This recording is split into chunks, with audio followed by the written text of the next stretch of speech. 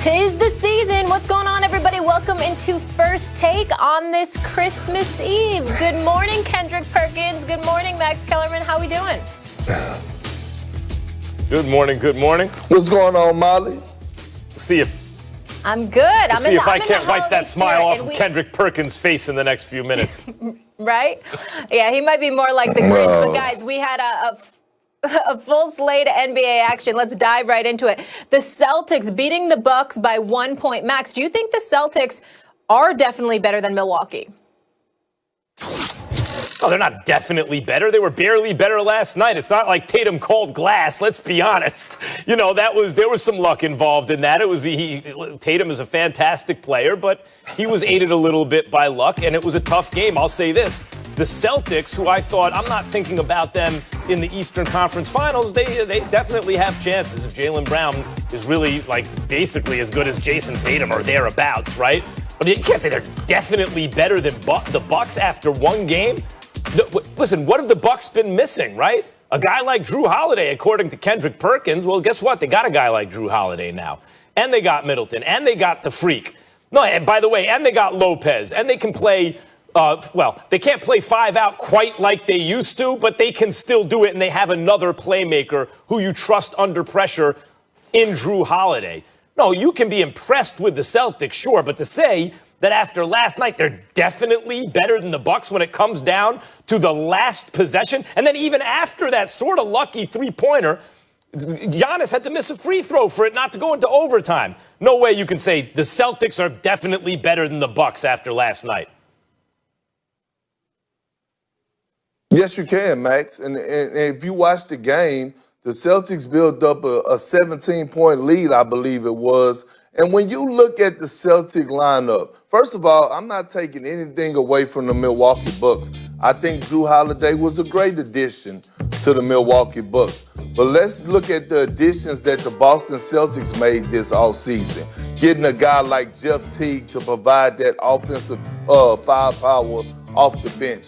Getting a guy like Tristan Thompson, a center that they had been missing. And now that you have Kemba Walker being out, and now Jaylen Brown, who tore up the bubble last year in the playoffs, one of the best two-way guys in the league today, is now getting a chance to prove himself and show the world that he should be considered a star. He's an all-star caliber player. He should have made it last year. Think about what the Celtics did last night.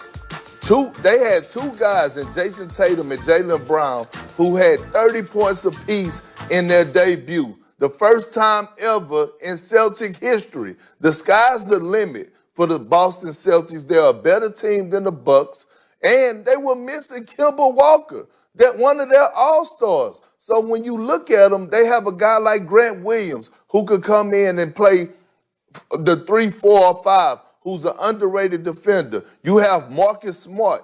I don't want to have to deal with Marcus Smart, one of the best defenders in the league. If you see Marcus Smart in a fight with a bear, you better help the bear, because Marcus Smart is just that difficult in a matchup problem for us, just taking charges, getting extra possessions. So when you look at the complete roster of the Boston Celtics, they're deeper than the Bucks. They're better coached than the Bucks. One could say that Brad Stevens is a better coach than Mike Budenholzer. So to me, it's not even a question. After watching the game last night without Kemba Walker, the Boston Celtics are the better ball team. I don't know. Listen, the knock against Budenholzer, rightfully so, is in the playoffs. But in the regular season, and by the way, Drew Holiday should help there. Really, they did not have that second real playmaker who would do it under pressure, especially when Giannis plays like a big under pressure. But Budenholzer, it was the same thing in Atlanta. 60 wins, and they fell flat in the playoffs, but they didn't have a superstar.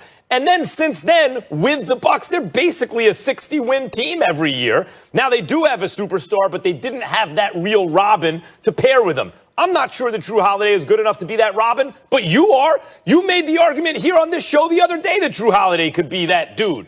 So now you look at the Bucks and you say, this is basically a 60-win team. Did they get better or worse in the offseason? Well, according to you, Kendrick Perkins, they got better in the offseason. I'm not sleeping on the Celtics.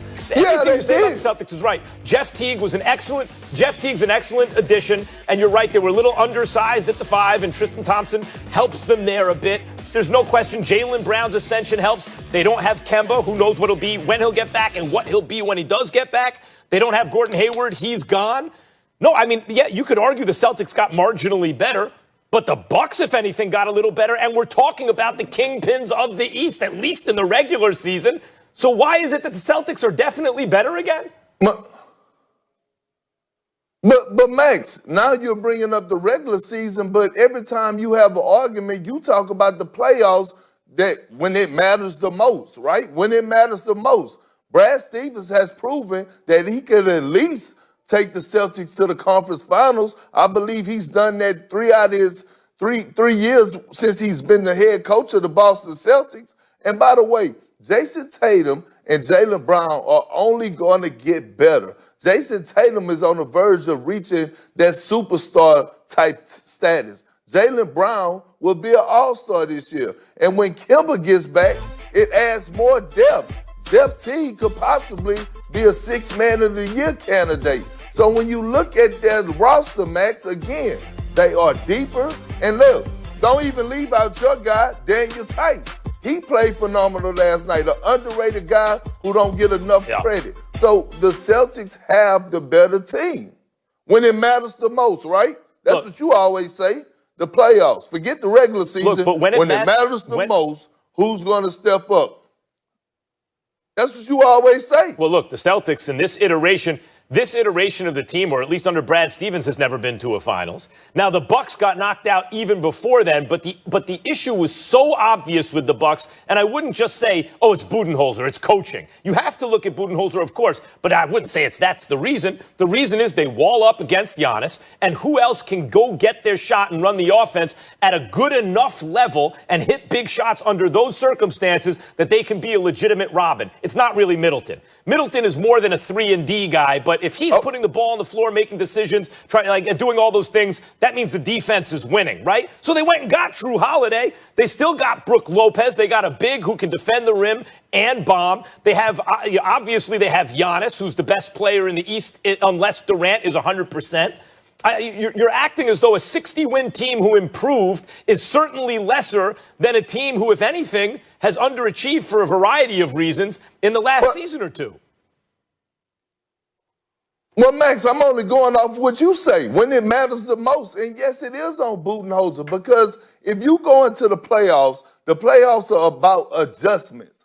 And when you go into the playoffs and you know teams are going to wall up against Giannis in transition, and you know that they're going to take away his driving gaps, how about taking Giannis off the ball? How about moving Giannis to the 5 and having him going up and setting screens and rolling, being a live threat? How about establishing cross screens where Giannis is catching it on the low block in that area where they can't double? That's coaching, Max. That's coaching. It's called making adjustments. It's called putting your players in position to be successful. What's the real problem So I don't know what you're talking about. It's not. Because the real problem was, coaching adjustments is legitimate. I respect that. I'm not arguing your basketball knowledge especially as it applies to this situation. You can't argue. Questions about Budenholzer are legitimate, right? However, what's the real issue on the Bucks in the last couple of years? Who did they need to step up and be that real crime partner for Giannis, who was unable to do it? The truth is, it was Bledsoe in the playoffs. Bledsoe had, his regular season performance. The question was, would that be good enough? It was not, and it got worse in the playoffs. And the whole point of replacing Bledsoe with Drew Holiday is they believe they identified a guy who can do that. So that actually addresses the playoff concerns, at least to an extent. The Bogdanovich deal falling apart, obviously that would have also helped them. They didn't get that done. I expect them to do something by the deadline to bring in someone like that in the backcourt, right? But right now, the thing you're talking about is supposed to be addressed by swapping out Bledsoe for Drew Holiday. Well, Max, let me ask you a question. Who has the better big three? Would you take Giannis, Drew Holiday, and Chris Middleton, or would you take Jaylen Brown, Jayson Tatum, and Kemba Walker? That's a hell of a question. I think that because I don't know what I'm getting in Kemba, I don't know when he's going to be back or what he'll be when he gets back.